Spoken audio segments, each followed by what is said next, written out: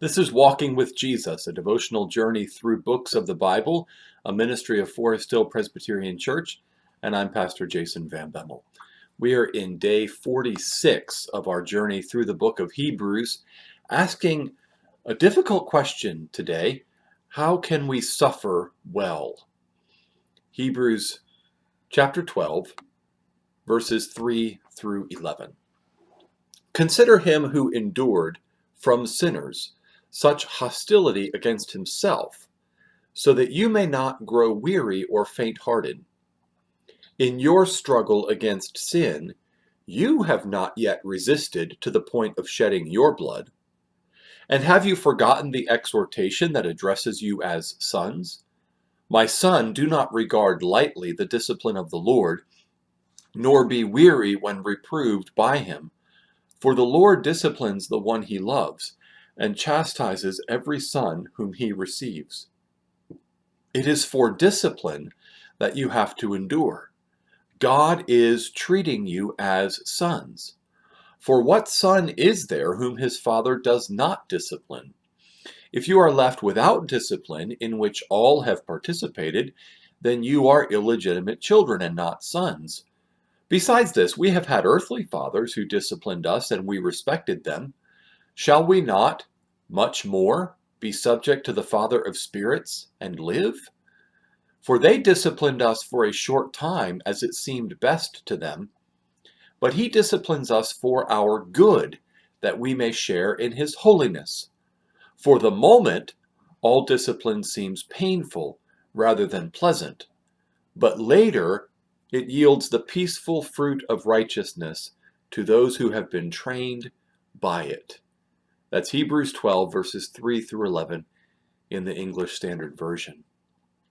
I have never had chemo.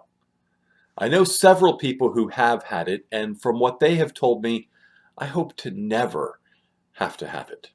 Chemo makes you sick, it takes your energy, it often makes your hair fall out in patches, and it is generally a miserable experience. No one would ever want to have chemo except for something that's worse than chemo: dying of cancer.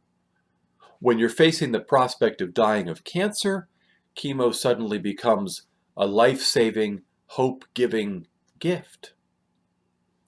Life is hard. Often life is good and full of joy and laughter, but let's face it, life is also hard. People betray your trust and lie to you. You struggle against the weakness of your own sinful nature, frustrated by your failures. People you love die, sometimes suddenly. No one would sign up for the suffering and heartache of this life willingly, except it does seem a better alternative to death. Alfred Lord Tennyson put it famously, "It is better to have loved and lost than never to have loved at all." The hardships of life are especially worth enduring if we know they are working towards something good, some greater outcome. Then the suffering of life becomes like chemo. It hurts, but it's working toward a positive outcome in a more important way. You see, for unbelievers, the suffering of this life is not accomplishing anything greater for them, except perhaps to make the joyful moments of life more enjoyable. But when this life is over, for unbelievers, the joy will be over too, and the suffering will just be beginning. But for believers in Jesus, we have a better hope. Our suffering has a purpose. The Apostle Paul said, "For this light momentary affliction is preparing for us an eternal weight of glory beyond all comparison." That's 2 Corinthians 4:17. Here in Hebrews 12, we see two kinds of purposeful suffering in the Christian life: the intense struggle against sin and the loving discipline of our Heavenly Father.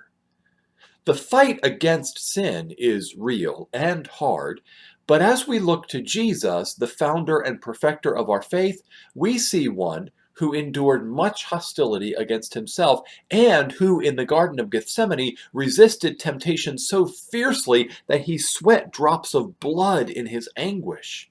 We are called to consider him when our struggle against sin grows intense. But also here in Hebrews 12, we're told that much of the suffering we face in this life is the loving discipline of our Heavenly Father.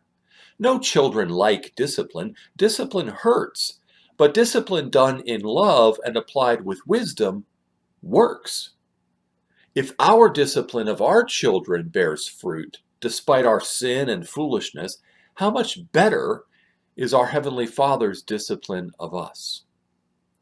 So when life gets hard, we need to remember three things. One, we will never have it as hard as Jesus had it, and He endured what He suffered for us in our place, taking what we deserve.